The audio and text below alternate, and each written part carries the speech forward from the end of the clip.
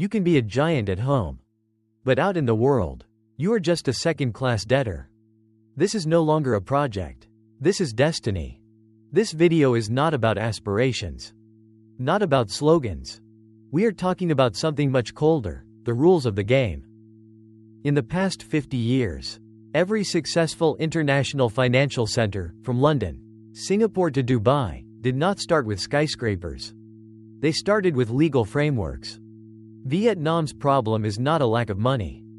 The problem is, international money does not trust the system that protects it when disputes arise. This episode is about that paradox. VN30 is not poor. But VN30 is being priced like a risky economy.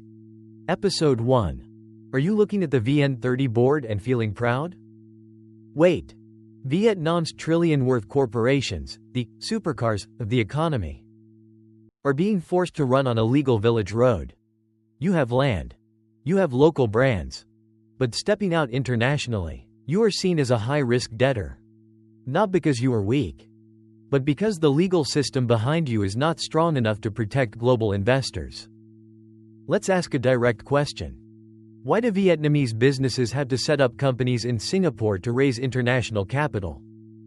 Not because of taxes, but because of legal trust. In Singapore, unsecured contracts can be enforced quickly. Disputes are resolved using rules that London and New York both understand. In Vietnam, overlapping foreign exchange management, complex cross-border asset mortgages, and an ask-give system that makes legal risks unmeasurable. Every year, Vietnamese businesses pay hundreds of millions of USD in interest differentials. Just because of the country's risk rating. You have a Ferrari, but you are forced to run like a truck. Because the road is bad. Make no mistake. The IFC is not a real estate project. The IFC is a legal special zone.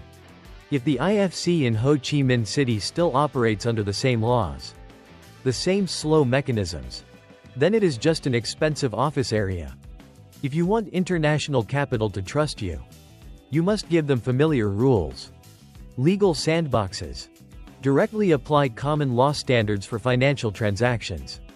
Transparent businesses have the right to raise capital directly. In exchange, except being scrutinized under British-American standards.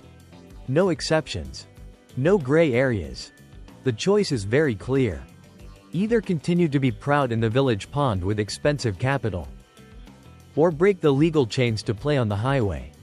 The world does not wait for Vietnam to finish reforming before moving on. They are half a century ahead. Transparency is not a privilege. It is a condition for existence. International cash flow has no emotions. It doesn't care if you are a national enterprise or a symbol of pride. It only asks one question. If there is a dispute, who protects my money? The legal passport is not for the masses. It is for those who dare to be stripped bare. Why VN30? Because reforming the entire economy is a 20-year story. But capital does not wait. We need an elite group to go first. VN30, after passing ESG, financial, and governance screenings, will be applied the IFC law. This law does not create anything new. It copies British common law for commercial transactions. When carrying this passport, you are no longer an emerging market. You are an international entity on Vietnamese soil. In return, full IFRS. Big Four auditing without exception. Violations are not administrative fines, but the revocation of the passport, removal from the game. What are the benefits? Issuing international bonds with independent ratings. Cross-listing, reducing foreign ownership barriers. Escaping the national credit ceiling in special cases. The price? Giving up family governance. Giving up shady internal transactions. Accepting independent supervision. Many Vietnamese businesses fear transparency more than they fear a lack of capital. They want the money, but they don't want to be controlled. The IFC is not a place to save weak businesses. It is an arena for the strong. The legal passport is not a reward. It is a blood commitment. If you don't dare to be transparent according to New York standards, Stay behind with short-term capital and small dreams. The IFC door only opens for those who dare to step out of their comfort zone. Investors do not fear risk. They fear the wrong person holding the scales. In international finance, justice is not a moral symbol. It is a luxury service. Episode 3. Do you know what foreign investors fear most in Vietnam? Not a recession. Not competition. They fear that when a billion-dollar derivative contract has a dispute, the adjudicator has never heard of an interest rate swap. They fear that justice is decided by relationships, rather than by the cold lines in a contract. Let's be blunt. Our civil court system was not born to handle international finance. Overloaded. Lacking deep specialization. A lawsuit can last 5 years. 10 years. In finance, slow is death. Wrong is a total loss. A financial center cannot exist if justice arrives after the opportunity. Look at Dubai. They did something seemingly outrageous. They established a separate court system, adjudicating in English, based on common law, hiring judges from the UK and Australia. The result? Global capital poured in not because Dubai is rich, but because investors know their money is protected by a neutral and predictable system. What does Vietnam need? Not slogans, but a 5-year roadmap to import justice. Stage 1. All disputes within the IFC are handled at SIAC, or International Arbitration, with foreign arbitrators. Stage forward. Establish the Ho Chi Minh City Financial Court. There, former international judges sit alongside Vietnam's best judges. This is not a loss of sovereignty. This is the transfer of adjudication technology. We learn how they read complex financial instruments, rely on precedents, and create predictability for the law. In finance, justice is not a concession. It is absolute fairness. If we don't dare to hire the world's leading judicial minds, we will only attract short-term speculative capital. To have eagles, you must build the nest with 21st century laws.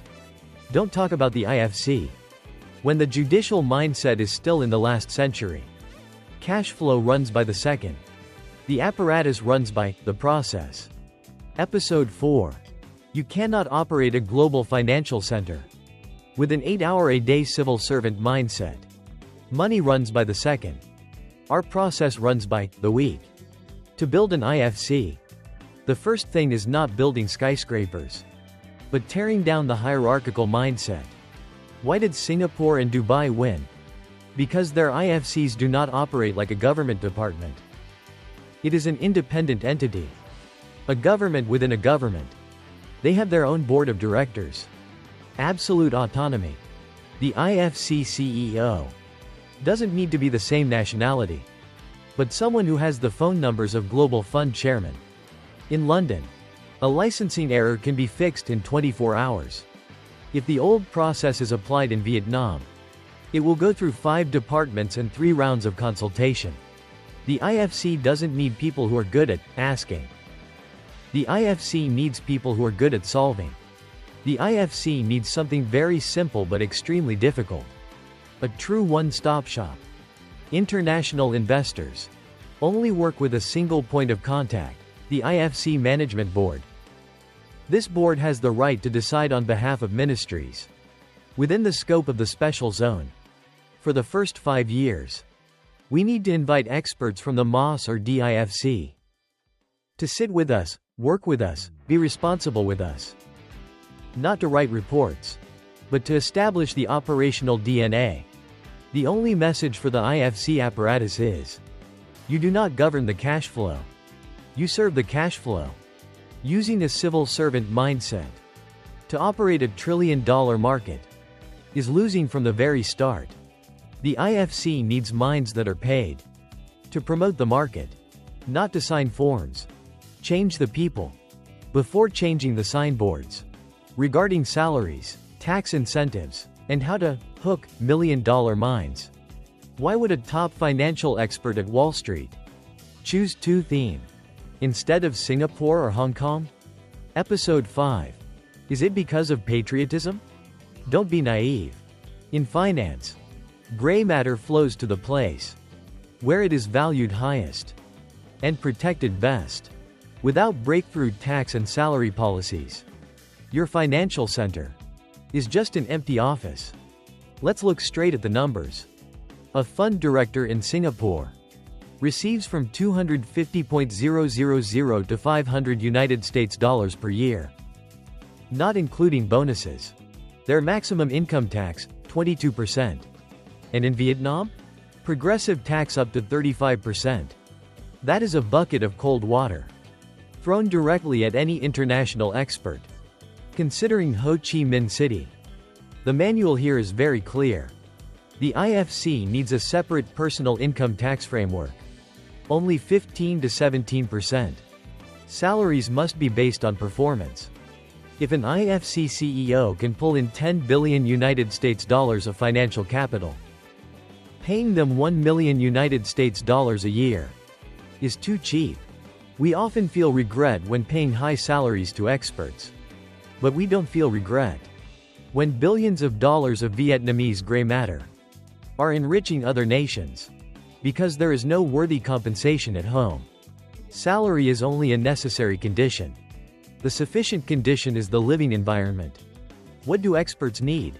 International schools for their children. Global standard hospitals.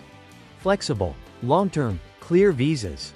Singapore has done very well in creating a living bubble for the elite. Specific proposal. Establish the IFC Talent Attraction Fund. This fund is not taken from the state budget.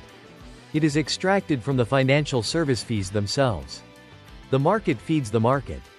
The compensation structure must include regionally competitive base salary, bonuses according to actual KPIs, housing and education.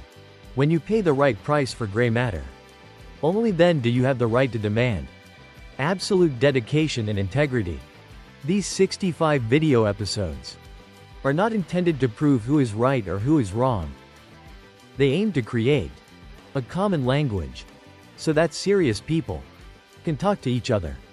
If you believe that Vietnam does not lack money, but lacks the right rules of the game, if you believe that gray matter must be paid its worthy price, and the IFC cannot be built with an old mindset, please join this series.